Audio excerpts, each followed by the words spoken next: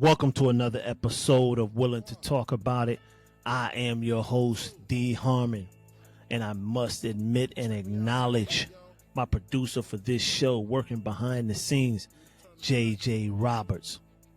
In this conversation, I had the pleasure of conversing with Jacob Lefty Marrero. See how I let that R roll out of there? Now, Jacob is a professional boxer from Bridgeport, Connecticut, and he shares his journey and experiences in the sport of boxing.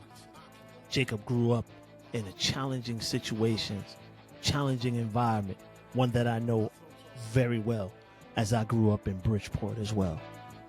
Although Lefty is half my age, I can totally relate to his story. Lefty found solace and discipline in boxing at the age of 10 through the tutelage of Carlos Nieva with Ortiz Boxing Gym. Shout out to Ortiz Boxing Gym. Despite facing challenges and setbacks, Lefty remained focused and determined to succeed.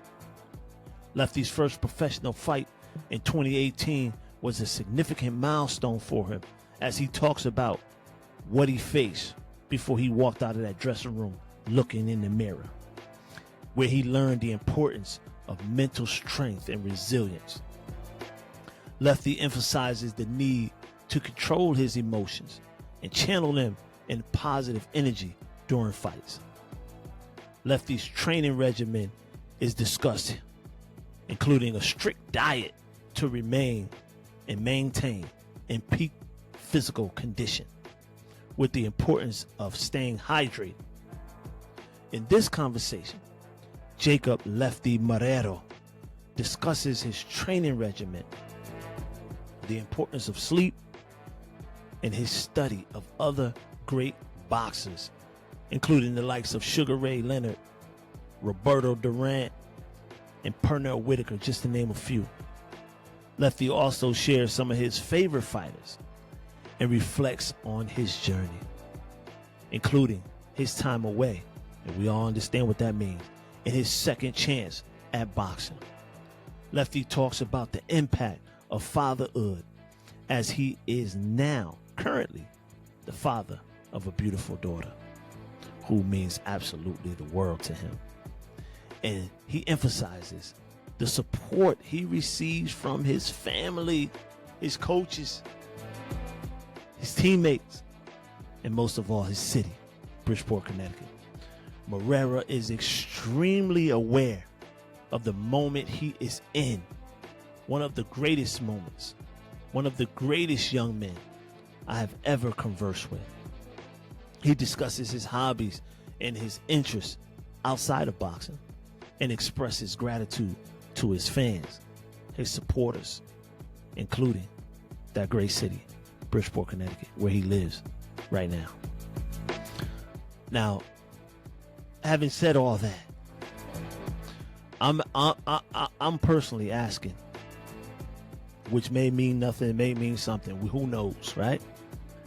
But once you hear this story, I think you will agree that those folks over there at Carlos Nieves and his team at Ortiz Boxing Gym, they deserve a day in this city. Because I remember not too long ago when Kevin Hart got a key to the city for 90 minutes of telling some jokes. But it's the people like Carlos Nieves, the late Bernie Lofton, and Harry Bell that really deserve recognition and acknowledgement, which most of them have already gotten, right? But I encourage you to support this brother, to support Carlos Nieves and the Ortiz Boxing School. Support Jacob Lefty Marrero in his upcoming fight on March 23rd. I'm gonna go ahead and get out the way. Listen, like, share, subscribe to the channel, hit the notification bell so you can be updated when I bring you more special guests. I promise I'll do it. Like this brother here, Jacob Lefty Marrero. Let's go. The mic is loud, but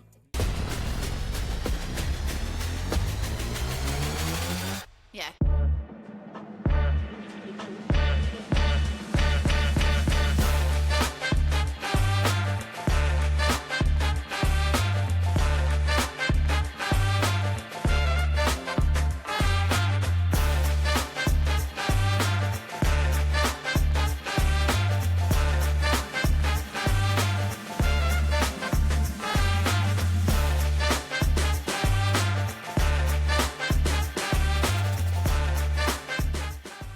All right. We got an amazing Bridgeport resident here from my hometown, Jacob Lefty Marrero. Now, did I say that right, Jacob? Because I know the R has to have that roll. Yeah, you did. A lot of people tend to get it wrong, but you definitely got it right. Yeah, I got it right because I'm from Bridgeport, so I understand. Definitely. Yeah. So, like I said, man, I appreciate you taking your time to come out. I mean, I know you're in training camp and you, like you said, you supporting other fighters throughout this time, just staying focused, staying in the game. And for you to come here, sit down and talk, that means a lot. That means a lot because a lot of people get invitations, but the second part of that is to actually accept it and show up. And you've done that here tonight. So you're originally from Bridgeport? Yeah, from Bridgeport, Connecticut, born and raised. Okay. Now, what was it like? I know you're 24 now, but what was it like growing up in Bridgeport? I mean, I know a little bit, but I'm 50, so it was different for me. Yeah, so, you know better than me. You know, you've been out here longer than I have. You know, growing up, you know, we exposed to violence, you know, early age. Every time we walk our door, there's nothing but violence, you know. I had to grow up real fast. I seen things that I don't think kids should see at a young age, but it mentally prepared me for the world. Like there was nothing sugarcoat about my life. You know, everything was raw, everything was official, and I appreciate all the lessons that I got from my life and all the sacrifice, all the L's and everything. You know, I wouldn't be me if it wasn't for me coming out of Bridgeport.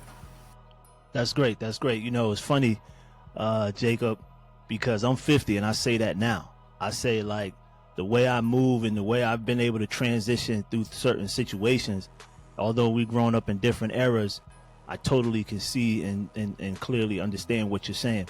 Now, are you an only child? No, I have 3 brothers and I have 1 sister. Okay. So I'm the middle child. Oh, you the middle child. Okay.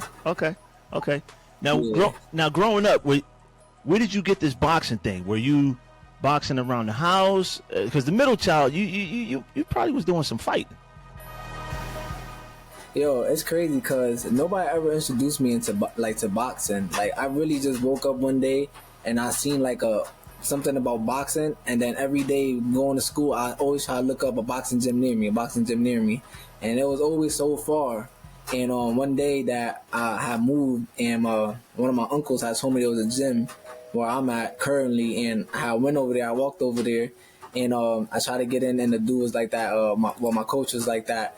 I need to bring my mom because I was young. I had went by myself, so he was like, "You gotta bring your mom for permission." And I'm like, "Okay," but my mom was always working, and she was never like at the house and all that. So I just kept going back, and then one day he was just like, "Just grab the rope, jump rope." Yeah. And I got in there, started jumping rope, and he started patting me up, and he was like, "Hey man, this kid's gonna be good." And ever since then, me and him just been like that. It's like a father figure to me. Now, now, first of all, I believe you're talking about Carlos Nieves, correct? Sir. All right, Carlos. All right, Ortiz, boxing gym, correct? Yep. Yeah. Big shout out to them. And how old were you? You mentioned you was walking back and forth. How old were you? 10 years old. You were 10. Yeah, that's unheard. I mean, that's heard of. Maybe people that's listening that's not from Bridgeport, they might think that's not something like, wait a minute. I was walking from one side of the town to the gym every time I got a chance just to try to get in. Every time he'd be like, "Hey man, I told you, man, you gotta bring your mom or you gotta have somebody call me." I'm just all right. And I just kept showing up, and then he was just like, "Hey man, just grab the rope." Right. Now, how long after did he eventually speak to your mom? How long were you there? Do you know, or if you remember?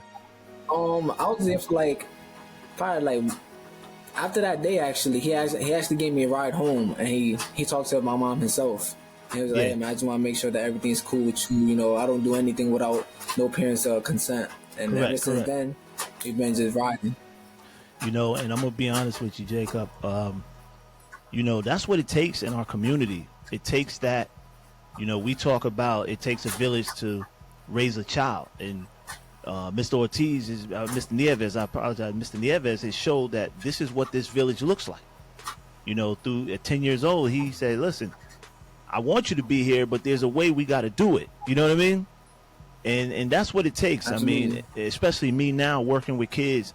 I work with kids now. I just started kind of working with them, and well, I can't say that because I was a football coach for a while, but I didn't realize the need there. The need is so necessary. So we definitely got to applaud him for that. And so you going back over there, Definitely. you over there shadow boxing. Were you starting to spar at an early age, 10 years old?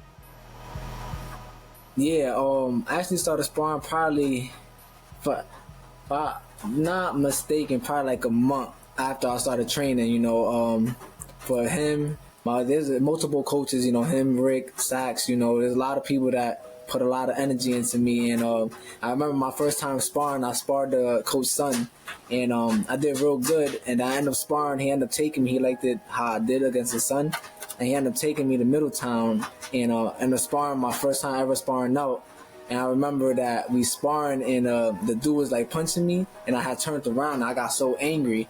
So he was like, "Yo, like control your anger." And I went back at him, and we started sparring. I hit him, and I dropped him. And I was so mad that I went over him trying to like street fight him. Everybody, oh, Yeah, this ain't that kind of party. I was like, "No, I'm like, don't punch him, don't punch him." All right. And ever since then, like the other coach was like, "Hey man, this kid is gonna be a champion." And everybody was just like, everybody loved the way I fight. And ever since then, we just through trials and tribulations, you know, we still here. Yeah, yeah. Now I know you talk about the trials and tribulations. So how was it? I know boxing obviously had an impact on you, and you spent a lot of time there. But how was it in school? Did you want to do any other sports? How were you there? Yeah, I was real athletic. I like to play basketball. I played baseball when I was young a little bit. Anything that had to do with being outside, I was involved. But as far as school, I was really not big on school. You get what I'm saying? I should have been focused more on school. End up getting my GED, of course, you know. Okay. But at that particular time, I was just more focused on being outside, doing whatever I wanted to do, not listening to nobody, thinking I know it all. You know? And my main focus was box. All I wanted to do was box, nothing else. Okay. I can appreciate you saying that because we all go through it. At the end of the day, Lefty, we all go through that. And the fact that you're 24 and you're saying that now leads me to believe and lets me know that your future is extremely bright, because some people don't get to know or get to say what you're saying until they like 30 or 40 years old, man. I mean, you getting it early. You really understanding, and you're focused, and you're in a sport that demands extreme discipline. Definitely. I was blessed to be around great people, great people that have been through a lot of adversity in life and changed their life, you know, and for them to share their advice and give me their blessings and be with me and not judge me through anything that I do, you know, I appreciate all of them. You know, there's so many that I could shout out, but they know who they is, and I wouldn't be here if it wasn't for them. Yeah. So definitely applaud them. Definitely. So what is it like? I mean, because I'm gonna be honest with you, Lefty. I'm just not gonna let a guy hit me, man. I'm gonna be like you. I'm gonna be like, wait a minute, we're not doing all of this. So how did you channel that in? What was that process like? Because now you're in a sport and there's rules, and like you said, you had a little anger there, and you said, listen, this is how we're gonna settle it down. What was that process like? I'm not gonna lie, it was extremely hard for me. Yeah, I still have, you know, problems sometimes channeling that focus, but since I'm more older and I'm more mature, I'm able to handle it way better. But at that age, like, you couldn't tell me nothing, man. Like, all I wanted to do was, you say anything to me, you hit me the wrong way, you hit me too hard in sparring, I was ready to just jump at you. You get what I'm saying? But like I said, like for everybody that supported me and everybody that came around me and everybody just wanted me to do good and be the best person I could possibly be, they just always fed in my ear like, your anger is your downfall. Your anger is your downfall. You can't let your emotions get the best of you. You your own worst enemy. And they always drilled that in my head since a young age, you know. And like I said, a lot of my success has to do with them. You get what I'm saying? Like, they never let me fall, and they never judged me at my worst times. And even at my worst time, they was always there to lift me back up. So they definitely give me the motivation. They definitely gave me the strength, you know. And at the end of the day, since I'm 24 now and been doing this so long, like, it's not about me no more. You get what I'm saying? It's about the future generation coming up behind me. And at the end of the day, I just want to be a positive influence, a positive impact to all the kids that look up to me, for people that don't know me.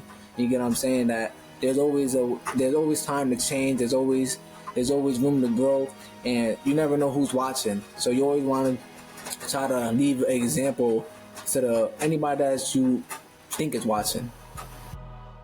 Wow, man, this is heavy, man. I like where this is going, Lefty. I really do, man. You are so wise, and it shows. I was raised around older people, and I can hear it in your voice, the wisdom that you say that they just rain down on you. And so let me get into this. What do you do on the days, Lefty, when you don't feel like training? What is that like? Take me through that.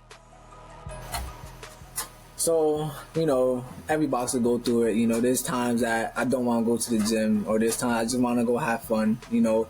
But the days I don't go to the gym, I just recently had a daughter, you know what I'm saying? She's about to be 3 months old. Oh, man. So most of the time I'm just at the house dealing with her, trying to make sure she's okay. But besides that, I really just like to relax, you know, watch TV sometimes, you know. I don't really like going outside too much no more because, like I said, things are getting too violent for me now. You know, a lot of people that I was cool with, you know, everybody started going their own separate ways, which is understandable. Everybody's grown now. Everybody got their own family. Everybody got their own life to live now.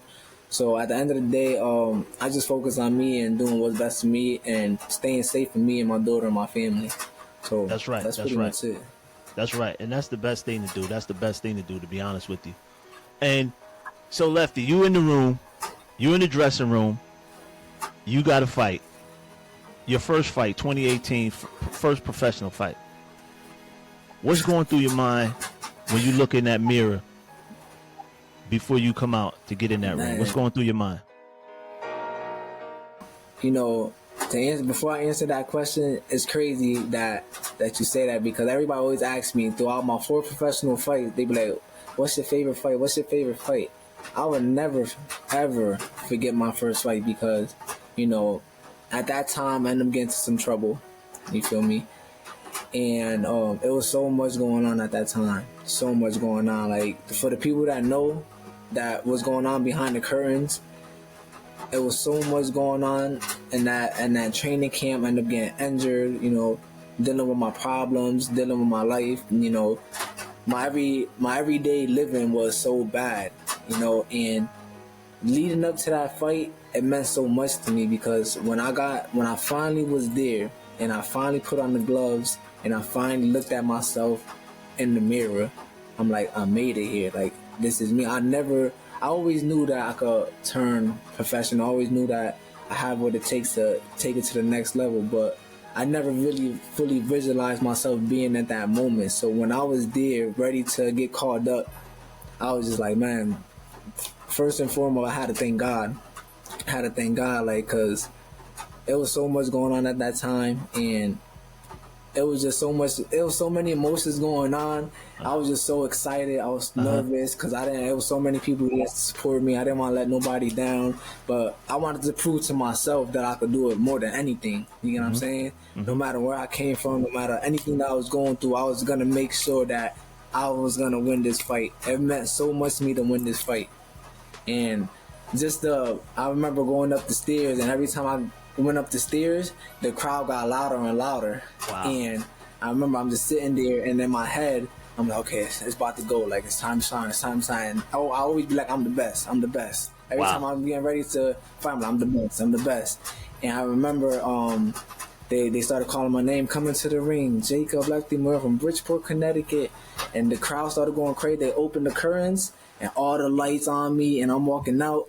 I'm just like, wow, like this is like everybody's here for me. Like it meant so much to me. It meant like it's a feeling I'll never forget, and that's a feeling that I chase all the time because me doing what I do makes so many people happy, and at the end of the day, that's all it's about. At the end of it's a sport, entertainment. Right. And the thing is about boxing is you really don't get to, it's not like basketball. You got something 80 games a year, right? They get to do it over and over and over and over again. Boxing, you may fight 2 or 3 times a year to be in that atmosphere. You know, I mean, you're sparring all the time, but to be in that atmosphere.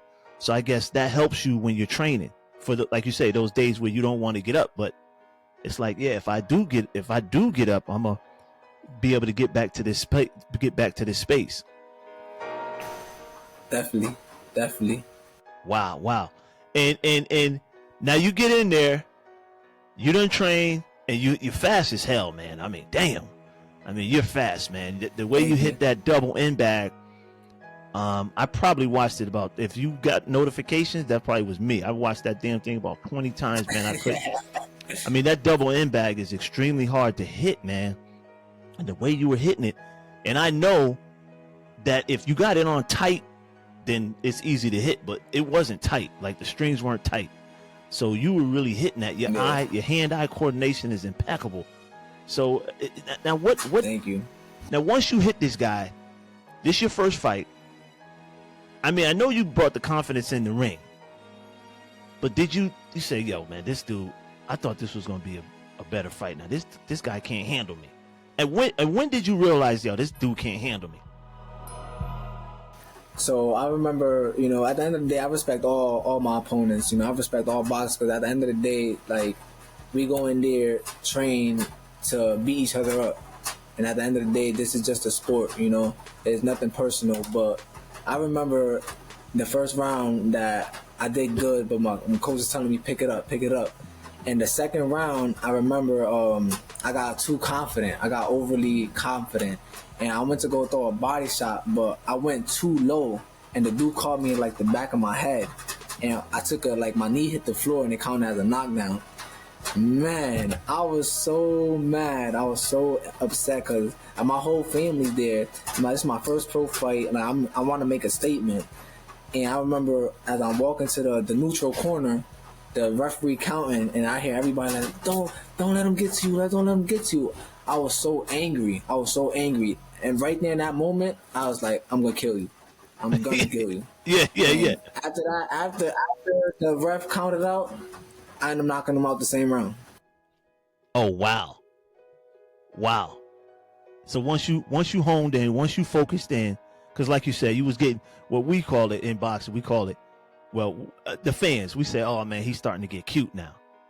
So you was getting cute. You was getting cute, and he caught you. Yeah. He caught you. Yeah. Okay. Well, that's understandable, man. That's understandable. But you put him, at the end of the day, you put him down. Yeah. Wow. Great stuff, man. Great stuff. So you move on, you excited, you celebrate and everything like that. And now you get to your second and third fight. What was that like preparing? Is the feeling the same? Being in the dressing room, is that the same as the first feeling? I know the first feeling is the first feeling, but what are you feeling through the rest of your fights? Well, the second fight, I was a little more comfortable with the experience because I already did it the first time. But me, I put a lot of pressure on myself, first and foremost. You know, I always have high expectations for myself. I always want to give the fans a great fight. And at the end of the day, like, I always want to prove to myself, I always have an image in my head of how I'm going to fight or what I'm going to do to the opponent. And when I get into the dressing room, I'm always in my head like, okay, I'm going to do this, I'm going to do that, I'm going to do this. And I build myself up. So by the time I walk to the ring, I already have it in my mind, like what I'm going to do to you or what you're not going to do to me. That's in my head already. So by the time I get to the ring, I'm like, you're not going to do this to me, but I'm going to do this to you. But you don't know that you're not going to do this to me because I already have it in my mind that I'm gonna take that away from you. Your best friends, I'm taking it away from you. Right. So, really, like, I'd be more excited more than nervous, but it's definitely nervous, you know, and I use that as fuel. When I'm nervous and I feel like my back is against the rope, I feel that's why I'm at my most dangerous. Okay. You know, as you were saying that, as you were walking over those things that you think about, it reminds me of something Mike Tyson said, and you may have heard it because you're in the boxing realm. Mike Tyson said everybody's got a plan until they get punched in the mouth. Absolutely. Hey, listen. So, how important is it for you to be the one to deliver that first punch in the mouth?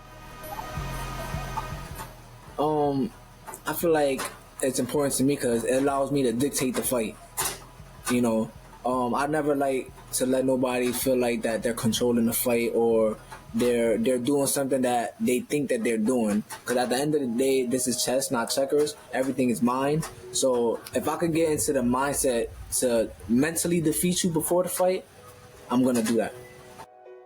Wow. Yeah, that's a big deal, man. Yeah, you got the game. And I was gonna say that a lot of people don't understand the science of boxing, the mental part, the antics, and all the stuff before the fight, or even while the fight is going on. Take me through that. Have you ever been psyched out of a fight from your opponent, or do you always want to deliver that mental pressure? I fought a lot of great opponents. I fought people that's almost becoming champion now, undefeated as pros, you know, and there's always a mental game. Like, don't get me wrong, there's times I be like, damn, this dude seemed like he hit hard, or this dude seemed like he could do something to me. But at the end of the day, I always remember like who I am and what I do and where I come from. And by the time I get into the ring, I'm not gonna allow nobody to beat me up. That's one thing I'll never allow somebody to do. At the end of the day, I'm gonna go out on my shield and I'm gonna perform the best way I could possibly perform. And I know that when I bring to the table, a lot of people, you know, have difficulties. You get what I'm saying? So I know I can handle any opponent that comes my way, and I feel like that I could hang with anybody. Right. I believe that too, man. Let's see some of your fights. It's crazy, man. I wish I could be at that fight, the 23rd. I got another engagement in Atlanta, but I'm gonna tell you this right now. Is this? I ain't got this written down, but when I come up to Bridgeport, I don't know. I'm gonna have to go buy a glove from Walmart or somewhere, but I got to get you to sign that glove, man. Hey, look, before you change your phone number, man, before you change your number, Lefty, and I can't get in touch with you, you know, I got to get you to sign a glove for me. You know what I mean? Please do that. Just promise me you'll sign a glove. You ain't got to sign both of them, but sign one at least. You know what I mean? Hey, man, I sign whatever you want me to sign. At the end of the day, man, I'm for the people. Okay. So now, Lefty, talk to me about your training. Do you eat just anything? Because let's just face it, Lefty. You Spanish, you in Bridgeport. There's a lot of good food there, man. You know what I mean? And I dated I dated Spanish women. I know how y'all eat. You know what I mean? So what is your diet like? I always try to eat like small portions. You know, eat my proteins and natural sugars early. You know, eat my carbs early. The most important thing for me is to stay hydrated. You know, at the end of the day, hydration is the key to diet for me. You know, everybody diet differently. You know, but with me, water, being hydrated. You know, eating the right foods at the right times. Play a big part of my diet. You know, especially for this fight. I had to lose 30 pounds for this fight. Oh wow. And, you know, the diet just been strict. You know, it's hard too. A lot of temptations, like you said, is around. But, you know, at the end of the day, you got to stay disciplined and know that it's all worth it at the end. Correct. And what is your training like?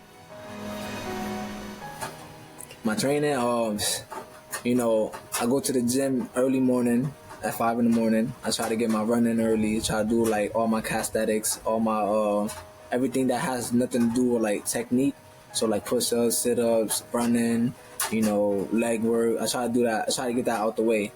And I try to go home, take a little nap if I could, and then by the time the afternoon comes, everything is strictly boxing. You know, hitting the heavy bag, hitting the double end, pad work, sparring, you know, jump rope, working on angles, working on my speed, figuring out how we're gonna fight our next opponent, and then whatever game plan we do, that's what we do every day. We drill it until we perfect it. Cause at the end of the day, like our training is perfection. We wanna do everything correctly. Even if we're not throwing a lot of punches, we want to make sure that every punch that we throw is gonna be effective. So that's how we do it. Wow. And I noticed, Lefty, that you're born in May. Yes, sir. Yeah, I'm a May baby, man. But you didn't make the Taurus. You a Gemini, I think. Yeah. See, you didn't make the Taurus, man. You did. Yeah, you didn't make the Taurus. I still feel you though. We still together. But you didn't make the Taurus. Yeah. I'm May 18th, and you the 24th, right? Yeah, we almost there. We were just there. Yeah. That's cool. So that's great, man. So you get the strength in during the day, and then it's all technique and science in the afternoon. How important is sleep, though? Yes. How important is sleep? Very important. Very, very important. And I struggle sometimes with that too. I like to stay up. I like to watch movies. I like to play my games sometimes. I like to be on social media sometimes. But sleep is very important. Like, especially with this sport, the amount of training that you do, your body needs time to rest. And if you're not rested, you're not going to fight at your full capacity. So I always try to get my 8 hours of sleep, 8 or 10 hours sleep if I could, because when I have my sleep and I'm fully hydrated, I feel that's why I'm at my best. So now you said you stay up a little bit. Do you watch fights? Absolutely. So I'll be watching, studying like the greats, Ray Leonard, Camacho, Mayweather, Pernell Whitaker, Pacquiao. I study everybody. I think everybody can learn from everybody. So I don't really take away from no opponent or no boxer. Everybody got something that the next person don't got. So I try to study from everybody. Okay. Do you study just your weight class, or do you study outside your weight class? Everybody. I study everybody. Wow, that's I like great, to be man. ahead of the game. Yeah. So what are some of your older favorite fighters? Definitely Ray Leonard. I like Ray Leonard. Really? Okay. Yeah, I like Ray Leonard. Yeah, that's one of my tops. Hector Camacho, one of my tops. I like Pernell Whitaker. I like Roberto Duran also. And we talking about the greats. Yeah. You talking like Tyson. Some greats. Yeah. I like Tyson. I like Ali. I like Frazier. There's so many I could think of, but those are some of the few I can get off the top of my head. Yeah, you definitely study, man. I mean, Duran and Leonard, man, those were some fights, man. I was younger than you when them dudes was fighting, man. My era was Tyson.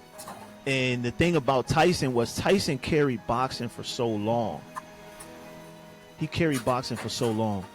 Where do you think the sport is now? I know it's hard for you to gauge because you probably didn't see it back then.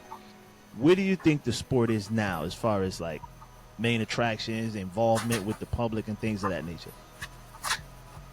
Well, like I said, I don't really know too much about back in the days, but I know at one point when I was growing up as the amateur, I feel like boxing was slowly, as professional, was like going down a little bit. But now that all the social media picking up, TikTok, all the YouTube boxers are doing it now. I feel like boxing is back on the rise. Like, if you really up there, like a lot of these boxers are making millions of dollars. Like, there's some boxers that made so much money that a lot of these boxers will never see in their lifetime.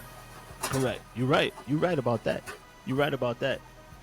A couple weeks ago, even last week, Bridgeport had a press conference for you, man. How'd that make you feel, brother? Yeah, felt good. It felt real good. It felt good that a lot of people still believe in my journey. A lot of people are willing to invest time into me, invest their hard work and money into my career. Even that day it was a rainy day, cloudy day, and we had a good crowd over there. Everybody took time out their day to come support me. So it was always much love in my city. A lot of people in my city show me love. And like I said, Bridgeport just gives me so much energy. It just drives me to be great. Like all I want to do is be great and show people that I could do it. Right, right. And you're doing it, man. You're doing it. And like you say, Lefty, I mean, when people, I'm not in Bridgeport now. You know, I'm not in Bridgeport. I'm in Charlotte, North Carolina. And there's so many people here, it's like a melting pot. But the question that everybody asks is, especially because I don't have an accent from the South. I got an accent from the North. So they always ask me, where you from? Yeah. And I'm a little hesitant sometimes. Because it's like, if you Google this place, you know what I mean? But you got to say Bridgeport. Yeah. But I seen a post by Power Hassan. And I agree with him. You know, when they say, hey, where you from? Bridgeport. Yeah, you don't know Bridgeport? We could used to hang our hat on UConn men's and women's basketball. We really could hang our hat there. But, well, the men won recently, but the women kind of fell off. But it feels good. I'm going to always say now, hey, listen, y'all don't know that young boxer out of Bridgeport? Y'all need to look him up. That's where I'm from. You know what I mean? And so, I appreciate you giving me that narrative to say, you know, when people ask me, because I'm not in Bridgeport, and people always ask me where you from, you know, so that's crazy. Yeah. Now, I noticed you hadn't fought in a while. What went on between that time, Lefty? What went on between that time, if you care to share? Well, yeah, so, you know, in 2018, like I said, I made my professional debut. In that process, I ended up getting into some trouble. Mm-hmm. You know, I was going through a lot of things at that time, and then by 2020, you know, I ended up going into jail for a little bit, you know, and then throughout that time, people were still in my corner, you know, coach was in my corner and all that, always drilling in my head that, you know, just keep training and keep doing what you got to do, that I'm always going to be here, you know. And just being in there showed me that, you know, a lot of people, you know, aren't who they say they are. You know, I think being in there was one of my biggest blessings that opened my eyes to bigger things in my life, exposed me to different avenues of interest, you know, made me come across people that wish they could do what I do and be in the position that I am right now. So I definitely appreciate things now more, cherish things, you know, the little things in life, you know. And then just being away for so long and seeing these guys that I fought or seeing these guys that I grew up with sport on TV, you know, 9-0, 10-0, 20-0, it just gave me like, it made me feel bad about myself, you know, because so many people believed in me, you know, so many people invested their time into me, and I felt like I let everybody down. And then I'm the type of person, I don't like to disappoint nobody, you know. I've been doing this for so long, and I felt like that I threw it all away for a poor judgment call. Mm-hmm. So I always, you know, I prayed to God and all that. I talked to my family, I talked to my coach, and I said, I get a second chance, I'm gonna do it right this time. You know, I came home, and my first day home, I was back in the gym. I didn't want to party. I didn't want to do nothing. I was back in the gym my first day home, and ever since then, you know, still trying to get back to where I was. You know, every day is a brick by brick, but eventually I'm gonna be better than what I was, and I'm gonna just keep grinding, man.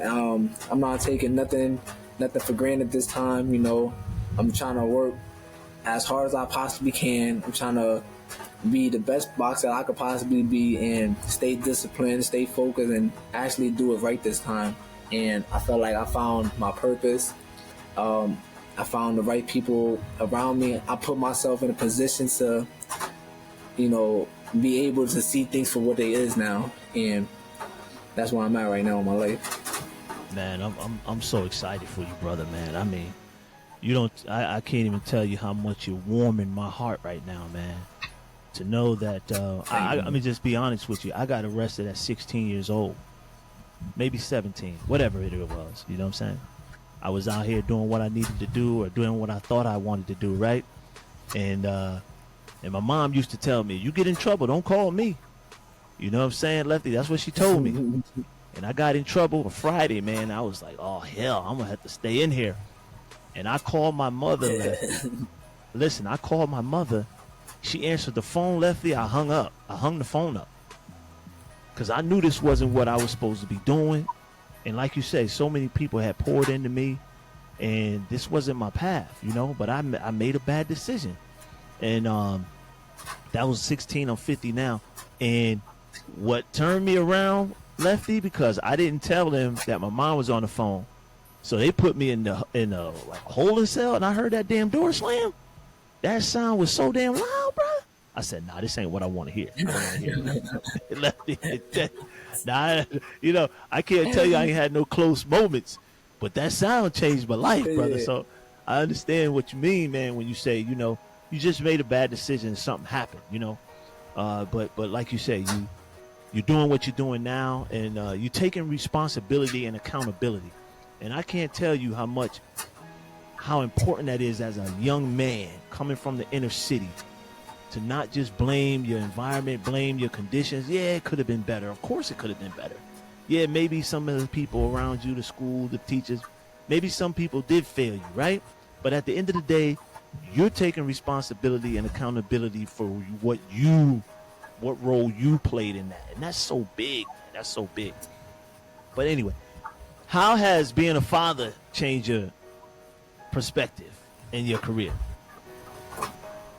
Got this little bundle of joy now. Like, yeah, it changed a lot. You know, I never knew having a child was gonna be like this, and I say that because like I always thought about me. Like everything has to be me. Like I'm always so locked in with my future and my career to make sure my well-being is good. And the moment I held her in my hands, like everything that I do has to be her now. So everything, like she comes first before anything, like before clothes, before food, before anything.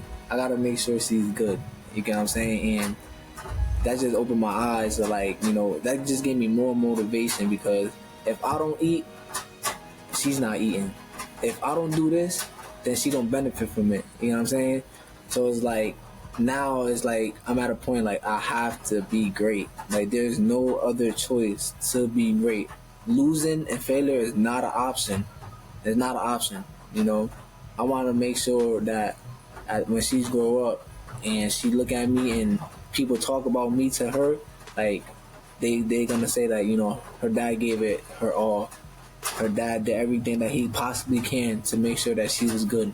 And at the end of the day, even if I'm not, you know, Money Mayweather or a Hall of Famer, you know, that's the goal eventually, you know. But even if I'm not that, as long as that, you know, I give it all my God, and the people around me that supported me from day one, like, see me be something that nobody ever thought I could be, now I can live with that. I can live with that. That's good, man. That's great. That's great stuff. That's great stuff. And you talk about your baby. What about, I've seen some of your tape, and I've seen the kids around you. What does that mean to you? Those kids looking up to you. Well, that's everything. You know, just even like going into the gym sometimes, everybody just, hey, what's up, Lefty? Hey, what's up, Lefty? Like, and, you know, you got some kids, you know, from the area like, oh, I'm gonna beat you up one day. I'm gonna beat you up one day. Like, I'm gonna be better than you one day. And it's funny because that's how I was when I first came to the gym. With some of the older guys that was there at the time, I was just like, I'm gonna beat you up one day. Like, I'm gonna definitely take your spot one day. And it's just crazy how, you know, they always say history repeats itself. So now I'm the older guy from the gym, and all these other kids are looking up to me like, damn, this guy, this the guy right here. You know, I'm in the gym. All the younger kids, I'm the guy, you know. And at the end of the day, they don't even know that they the one that make me feel like I have to be this guy. Like, I'm trying to open doors for them and everybody else around me. You know, at the end of the day, it's all about the kids, you know. And that's what I was taught, you know. A lot of people around me will always make it seem like, you know, don't be selfish, you know. When you show love, you tend to get love back, you know. If you doing things the right way, spreading love and spreading positivity, blessings are always gonna come into your life. So I always live by that, and I always try to do things for the next person or open doors to put somebody on. 'Cause at the end of the day, everybody's trying to eat, everybody's trying to make it. So I would be selfish if I was trying to take all the glory and all everything, not knowing that everybody else around me is trying to be in the position I am or even better. And at the end of the day, that's all it's about. To be where I am or even better.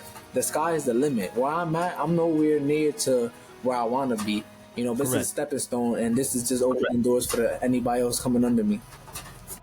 Speaking of opening doors and being a stepping stone, you said you look ahead, you see the fight. Take me through March 23rd, the morning of March 23rd. Walk me through that day. What do you envision? Man, so like I said, I've been on this diet for quite a while now. So the morning of my fight, the first thing I'm doing is getting a big breakfast. Big breakfast. Pancakes, bacon, eggs, juice, whatever, apple, whatever you can imagine for breakfast, I'm eating. So first thing, get a good breakfast. Make sure that, you know, everybody got there safe. What time everybody going up there, making sure all my loved ones are, everybody's coming to support me, everybody's good with transportation, everybody making it safe. That's the second thing.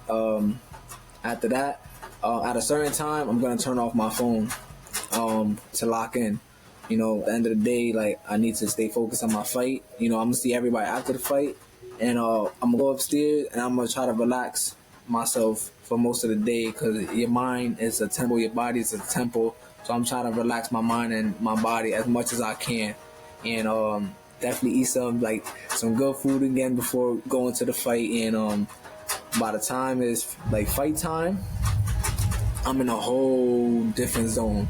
It's like a horse with the blinders on. Like, I don't want to know nothing. I don't want to hear nothing. I don't want to see nothing if it's not about the fight. And that's how I've always been. I don't talk. I don't talk much. Headphones in all day, and that's just what it be for me. That just gets me into my mode. Wow. Speaking of getting you into your mode and your headphones, what does Lefty listen to before the fight or when he's training, especially before the fight? What are you listening to before the fight? Because you got to, I mean, there's a lot of hype music out there. You can listen to some Spanish music. That's going to take you up here. You can listen to some rap. I know you like Meek Mill. What does Lefty listen to before the fight? Yo, it's funny because when Coach see this, he gonna be laughing because he can't stand my music. He cannot stand my music. So, like, it depends what mood I'm in. It definitely depends what mood I'm in. But I like to listen to Meek Mill, a lot of rap. I listen to a lot of rap. Meek Mill, Lil Durk, Little Baby, a lot of upcoming artists. You know, a couple people from the city. I listen to that. I always try to support local talent. But definitely a lot of rap. A lot of rap. Okay. So now bringing it down. I'm gonna get you out of here, man, because I don't want to be the reason. Your coach ain't gonna be calling me like, yo, man, this kid got arrested. I don't want to do it. So when you're not training, and you talked about it a little bit with your daughter and stuff like that, but even before you had her, when you're not training, when you're not working out, what do you really like to do? What do you really get into? To say, yo, listen, this relaxes me. I enjoy this. Do you have any hobbies? What do you like to do? I like playing basketball. I definitely like playing basketball. Hang out with a couple friends. I like to go for drives. You know, I like to do different things. I don't like to stay local. I don't really party local, or I don't really do things locally. You know, I like to go to the city. I like to go to different towns. I like trying different restaurants. I like seeing new things. I like try to take a vacation or something. You know, I try to open my eyes and open my mind to different things. And that's really me. I like being outside. I don't like feeling like I'm closed in, confined all day. You know, when it's fight time, then it's like, you know, I'm relaxing more. You know, I'm on my schedule. But when I don't have nothing coming up and it's just me, you know, chilling, I like to be outside, man. You never see me home. You could never find me home. They be like, where you at? Oh, man, I'm in the city. Or where you at? What you doing? Oh, man, I'm over here eating this food over here. Like, damn, bro, like, you always on the move. So that's right. Definitely, I like to be around good vibes. Because, like I said, I'm not gonna say anti-social, but I don't really speak a lot. I'm only speak when I'm spoken to, you know, and I tend to listen more and talk less. So So when I do get around people to bounce energies and bounce vibes off of, it's always a great time. It's always a great time because I'm a big goofball. Like, I like to just laugh. Yeah. You're a Gemini, right? You were supposed to be Yeah. a Taurus. So we'll talk to moms and them about that. Yeah, yeah. But speaking of moms, speaking of the family, your coaches, this may be a hard question. It may be multiple layers to this question, Lefty. Who's been your biggest supporter throughout your personal life, throughout your career, and who's been your biggest supporter? My biggest supporters, I don't really say not one person supports me more than the other because everybody played a part in my life, you know. My mom, you know, you only get one mom in this world, you know, and I love my mom dearly. Like, she did the best she could with me, you know, and she still supports me through this day. You know, she never judged me either, you know. Now I have my coach, you know. Besides the boxing, like I said, he been a father figure to me, and his wife, you know, his wife is like my stepmom. Like, that's like my second mom. Like, anything that goes wrong, like, they're always willing to they always defend me no matter what. Nobody could say nothing about me in front of their face, you know. Behind closed doors, behind my back, they always have my best interest, you know. And then, you know, other people from the gym, like Ricky, you know, he's my cut man. My other manager, Frankie Sachs, you know, there's a lot of people that played a big part of where I am today. So I can't really say that who support me more because everybody support me evenly to my eyes. You know, at the end of the day, everybody want me to be the best person I could possibly be. You know, and nobody wants nothing from me. You know. So I can't really say who really supports me more. Everybody supports me, man. I just appreciate everybody that supports me, you know, never judging me, you know, always being there for me, and just want nothing but the best for me. Besides the boxing and all that, you know, they just want me to be great at life. Right. And that's funny. Let me ask you a question. This one, I didn't have it written down, but you said besides the boxing. If you weren't boxing, what do you think you would be doing? What else do you like? That's a tough question. I'm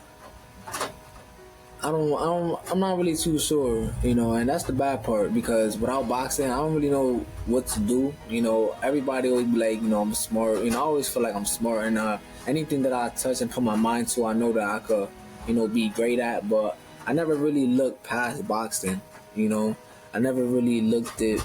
I always thought that if you have a plan B, you will always have like you will never give yourself 100%, if that makes sense. Like, cause you know that if this don't work, I have a plan B. You know, so I always try to put my eggs. I always put my eggs in one basket, and like this all I want to do. I don't want to know nothing else. And then if it don't work, and then I'll just figure it out. You know, like I said, I'm blessed to have a good team around me. I got a great family behind me, and I'm pretty sure that God forbid the boxing don't work, that I will find something else to do with my life. Well, I don't know what it is, but you know, definitely be something. Well, truth of the matter is, you really don't need to know. You don't need to know now. Like you say, you're in a sport. You're 24. You're pouring. You need to focus on that. There really don't need to be a plan B, I guess, when you're fighting. Because, like you say, you have to, you have the ability to train in the morning, train in the afternoon, and focus and get in that ring and just pour it all on, man. And that's great that you have that opportunity. I know a lot of fighters that don't really get that much space to their craft. They're balancing their B plan, like as you said, the B plan. Yeah. You know what I mean? You know what I mean? So I'm about to get you out of here, Lefty. I'm about to get you out of here. What would your older self, Lefty at 24-year-old Lefty, what would you tell your younger self? Take advantage of the time that you have now. Like, growing up, but they always be like, time go by fast, and I always been like, man, I don't want to hear that. But you know, being where I'm at now, about to be 25 years old, I wish I took advantage of the opportunity that I had at a young age. You know, time is your worst enemy, you know, and me telling my younger self, stay focused, surround yourself with good people, don't take nothing for granted, you know. If you feel like something in your heart is wrong, or you feel like anybody around you is not for you, always listen to yourself, because 9 out of 10 times your conscience is right. You know what I'm saying? And I had to learn things the hard way, because I was so ignorant and not taking advice and not listening to myself when I knew what was best for me. So I definitely say that, and just stay focused, man. Everything will come with time. This is not a race; it's a marathon. And at the end of the day, man, you gotta live your life the best way you can live it. And work hard at a young age. So by the time you get to where I'm at, or even older, you could just sit back and lavish on your accomplishments. Wow, man. It's so great, man. It's so great to hear you in this place. I mean, you talk about what you haven't done, but a lot of it is the mental, and you have that. You have that complete. You have the mental, you have the discipline, you have the self-awareness, the taking responsibility and accountability. I mean, I cannot tell you how difficult that is for men coming out of situations that you and I include myself, you and I have been in. It's very difficult to get to that place, Lefty. And I can't tell you, I mean, I know you take that in the ring. You take that responsibility, that discipline, that accountability. And that's what a boxer needs. I mean, I've never boxed, but I've studied a lot. You got to have that. You got to have that. Rapid fire. I'm going to say a name. You tell me first thing comes to your mind, or if you want to talk about it, you can talk about it. If you don't know the person, just let me know you don't know. Okay. Jadon Codrington. From Bridgeport? Correct. Yeah, I heard of him before. You seen him? You ever seen him fight?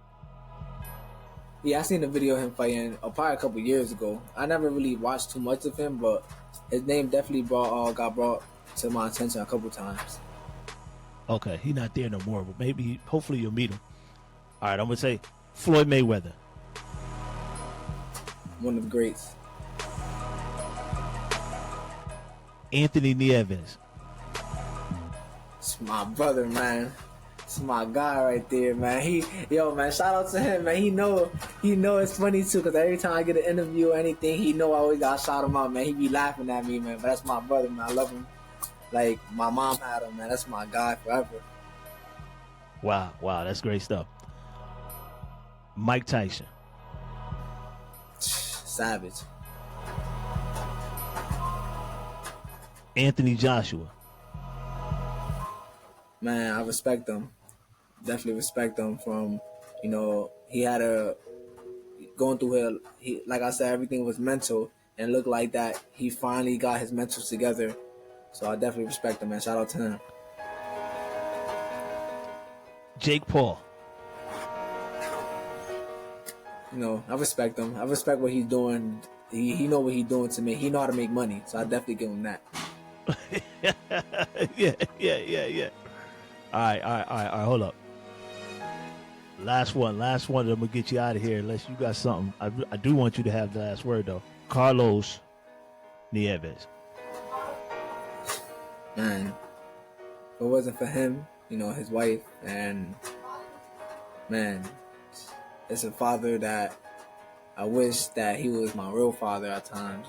I always introduce him as my real father, man. I love him with all my heart. There's nothing that I wouldn't do for him.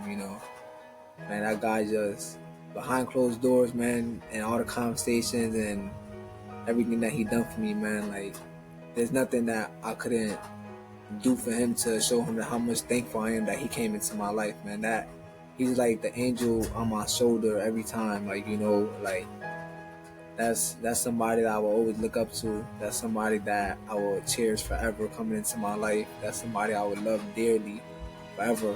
Like, nobody could tell me nothing bad about him and his wife. That's somebody that I wish everybody had in their life. I wish everybody had a Carlos Nieves in their life. And for people that knows him, and people that know his story, and people that know what he does every day just for the kids, I respect him, and I wish I could be the half of the man that he is, man. Definitely shout out to him, man. That's my dad forever, man. Stepmama, man. I love her so much, man. I have nothing but great things to say about them, man. I always got they back. I could sit here and tell you so much and so much appreciation I have for him, his wife, his brothers, Ricky, Sax, Frankie. Like, man, that's man, I love him dearly, man. For real, he done a lot for me, man. So much for me. Things that he didn't have to do, but he did out of love for me. So definitely respect to him, man. Much love always to him, his wife, man. They know how I'm coming behind them, man. And our bond is like this. Nobody could ever come between us. I don't care who it is. It could be the top promoter. It could be world-class trainers, man. Me and this dude and our team is like this. Nobody could ever come between us. And there's no decision that's being made without his consent. And that's just what it is. Wow. It reminds me of Cus D'Amato. That's all I could think of when you were saying that, Mike Tyson and Cus, he had that loyalty to Cus. And I guess all the great fighters have that person that they stay loyal to, as I look at it, and that had that impact on their life. And like you say, he's more than just your trainer, more than just your manager. He's like a father figure to you, man. That's so precious. That's so precious to have in life. At the end of the day, March 23rd, you getting in the ring again for a fight. What do you have to say to your fans and to your supporters about that, Lefty? Give it to him. You got the last word, my brother. You got the last word. March 23rd, for everybody that bought tickets, for everybody that's still waiting on tickets, I appreciate y'all. I appreciate all of y'all. I appreciate everybody coming out there. Time to drive 2 hours from Bridgeport all the way to Rhode Island. Just know that I'm definitely putting on a show. I'm training hard, and I'm going to give y'all the best Lefty I could possibly be that day. And I promise you, we're not coming over there to play no games. We're coming over there to take over. We're coming to steal the show. And we're going to put the city on the map. And then after that, we're just going to keep the ball rolling. We're going to show why Bridgeport is strong, why Bridgeport breed champions, and show them that, our pain and our struggles are going to be heard that day. Ortiz Boxing Gym for the rest of my life. OBG, man, shout out to all the guys from the gym. Shout out to everybody that's supporting us. Shout out to Bridgeport. Shout out to everybody chasing their dreams from the city, man. Much love, all support always, man. Definitely. You heard it. Jacob Lefty Marrero. I got it right again, twice in one show. Definitely, yep. I appreciate you, man. Thank you very much.